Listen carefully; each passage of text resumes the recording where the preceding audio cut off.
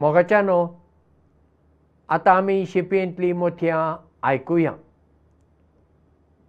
Joseph Lewis बारो हो अमेरिकेचो एकलो फामाद बॉक्सर आसलो. बॉक्सिंगांतल्यान निवृत्त जातच ताणें आपल्या दुडवांनी 500 एकर एक फार्म मोलाक घेतलें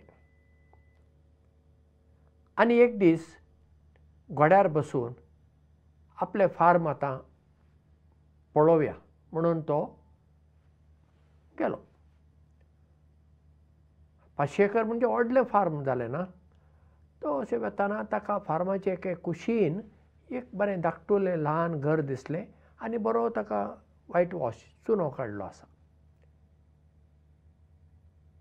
ताणें वचून त्या दाराचेर मारलें. तेन्ना एकटो जाणटेलो गोरो मनीस आनी ताची घरकान्न भायर येतात आनी जाणटेल्याच्या तोंडार राग कसो.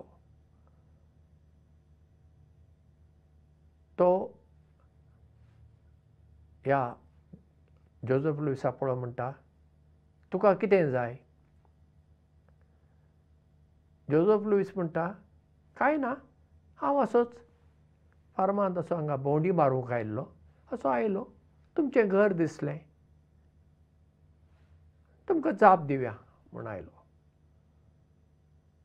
तेन्ना तो जाणटेलो म्हणटा, हां, भोंवडी मारूंक आयलो न्ही, तर तूं भोंवडी मार. अशें रागान म्हणूंक लागलो. पूण वो जोझेफ लुईस शांत रावन म्हणटा, म्हज्यान तुमचे खातीर कितें करूंक जाता? जाणटेलो म्हणटा, तूं कितें करतलो? हें फार्म आतां एका खापऱ्यान घेतला. खापरी म्हणजे अमेरिकन आफ्रिकन मुळाचो मनीस, ताका आमी कोंकणीन खापरी म्हणटा. ताणें घेतला. तें आयकतच जोझेफ लुईस, कित्याक तोय आफ्रिकेच्या मुळाचो मनीस पूण अमेरिकेचो नागरीक, ताणें म्हणलें, हां अशें, हां वय, हांव तें सांगूंक आसलो तुमकां. हांव ताका वळखतां, जाणें तें फार्म घेतलां न्ही ताका हांव वळखतां आनी ताणें म्हाका सांगलां तुमकां सांगूंक, तुमी ह्याच घरांत रावूं येता,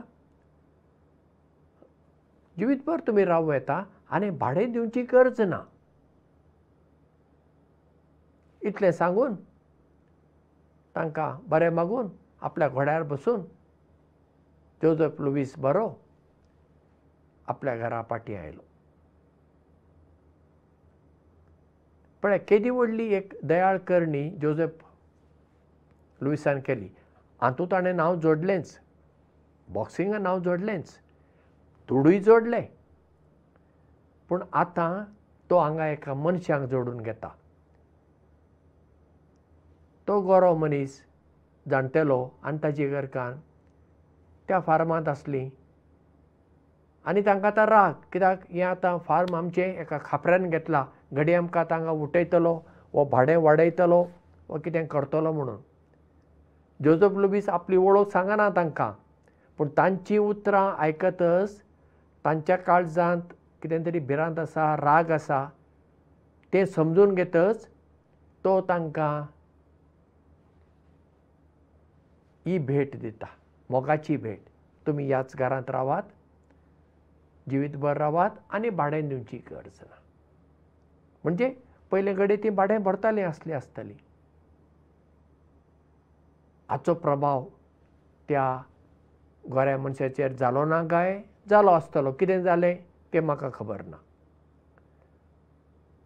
पूण हांगा म्हत्वाचें तें हें, जोझेफ लुईस बारो हाची दयाळ करणी.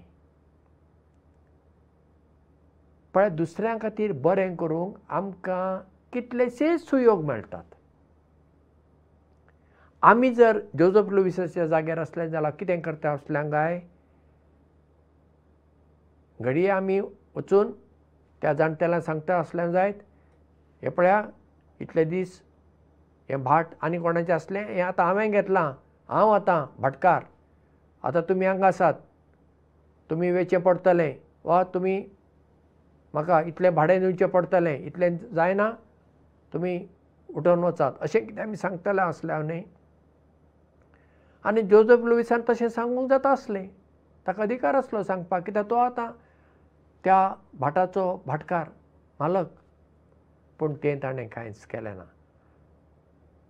ही आतां जाणटेलीं मनशां हे पिरायेर खंय वयतलीं आसूं म्हणून ताणें तो जागो तांकां दिलो. पळया हांगा गोंयांत कितलेशे फावटी अशें जाता, भाटकाराच्या जाग्यार कोण मुणकार रावतात, कितलींशीं वर्सां पासून तीं आसात, केन्ना केन्ना तो इल्लोसो जागो त्या मुणकारांक दिवंक भाटकार तयार आसनात. झगडी भाटकाराचेंय खूब फावटी चुकता आनी एके फावटी मुणकारांचेंय चुकता. मुणकार आपणाक कितें फावो आसा तितलेंच घेवन तो बसना आनी चड मेळूं म्हणून भाटकारा कडेन चड मागूंक येता, मागीर झगडीं जातात. शांतीन हे प्रस्न मिटोवपाक जातात न्ही. खूब वर्सां पासून ह्या भाटांत जर एकटो मनीस आसा, ताका आमी गोंयांत मुणकार म्हणटा, त्या भाटकारान म्हणचें बाबा चल इतलो जागो तुका, एकच ताका तो फुकट दी, नाजाल्यार कितें तरी एक उण्या मोलाक दी, तुवें मार्केट रेटीन दी म्हणल्यार ती गरीब मुणकार कसो म्हूण घेतलो. अशें आमी एक दयाळ्या नदरेंतल्यान पळयता वय, चडशें आमी पळयना, आमी फकत पयशां कडेन पळयता. जोझफ लुईसान पयशां कडेन आपली नदर थिरायली ना. ताणें थिरायली आपली नदर त्या जोडप्याचेर. तांची पिराय ताणें पळयली, तांची स्थिती परिस्थिती समजून घेतली आनी तांचे सवें दयाळे दाखयली. तर आमी जोझफ लुईसा भाशेन दयाळे दाखोवपी, दुसऱ्यांक समजून घेवपी उदारमनाची मनशां जावया. देव बरें करूं आनी मोग आसूं.